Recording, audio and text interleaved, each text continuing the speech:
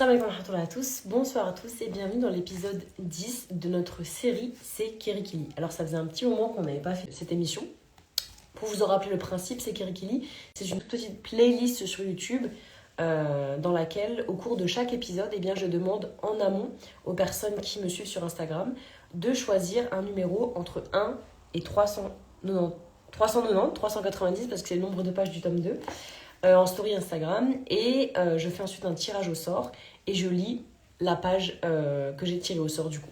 Donc ici on va commencer, bismillah. Allez hop, numéro 23. Je vais lire la page 23, c'est le but de l'émission.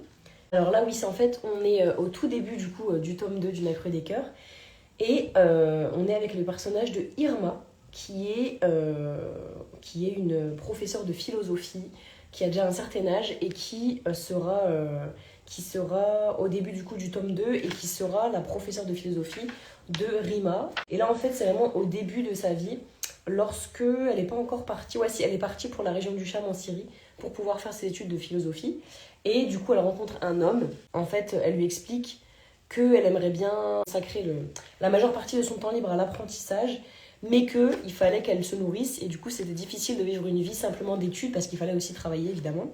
Et donc il lui dit, alors la solution est de vous marier. Évidemment Irma, avec son fort tempérament féministe, elle lui répond. Donc Irma se rappelait à l'heure actuelle, avec humour, la phrase qu'elle lui avait lancée, du tac au tac, tentant par là même de lui faire entrevoir de quel bois elle se chauffait. Je ne suis pas de celles qui attendent un homme pour réaliser leurs rêves. Elle se souvint, à ce moment précis, de l'expression de l'homme. Il avait été un peu choqué, mais se reprit très vite. Riant doucement pour masquer sa gêne, il lui proposa de faire plus ample connaissance, dans un cadre plus approprié, et lui laissa le numéro d'un tiers par lequel passer. N'étant pas familière de cette façon de faire, Irma, souhaitant se faire désirer, avait laissé passer une semaine avant de le rappeler. Persuadée qu'elle appelait l'homme en question, elle commença à lui parler et à lui poser des questions. À l'autre bout du fil, celui qu'elle croyait être Jacob se racla la gorge, manifestement gêné, et finit par dire « Je ne suis pas Jacob, je suis la personne en charge de vos échanges. » Comprenant enfin la situation, Irma vira au rouge écarlate derrière son téléphone et se confondant en excuses, elle expliqua d'une voix penaude « Eh bien, c'est la première fois que je fais cela. Je n'ai aucune notion dans le domaine. » C'est ainsi qu'en l'espace de 3 mois, elle épousa Jacob. Bien que cette façon de procéder l'avait laissée dubitative, elle savait que c'était ce qui était le mieux. Si leurs échanges avaient été plus libres et intimes, elle n'aurait peut-être pas pu garantir leur licité. L'effet qu'il imprimait sur son cœur était trop puissant pour qu'elle parvienne à rester totalement maîtresse d'elle-même. Ainsi, elle se sentait préservée et en sécurité. Le jour de leur mariage, elle ne doutait pas un seul instant du bonheur de leur union. Quand ils entamèrent la cérémonie rituelle, elle était au comble de la joie.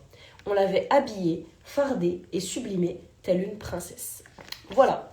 Eh bien, on est à la fin de l'extrait de la page 23. Si vous avez envie de vous procurer le livre, donc ici c'est le tome 2 du Nacre des Cœurs, mais il y a aussi le tome 1, eh bien n'hésitez pas à venir en privé. Mon livre est sur Amazon, sur Atramenta, sur la Fnac et aussi sur Vinted. Et puis moi, je vous laisse et je vous dis au mois prochain pour un nouvel épisode de C'est Kirikili.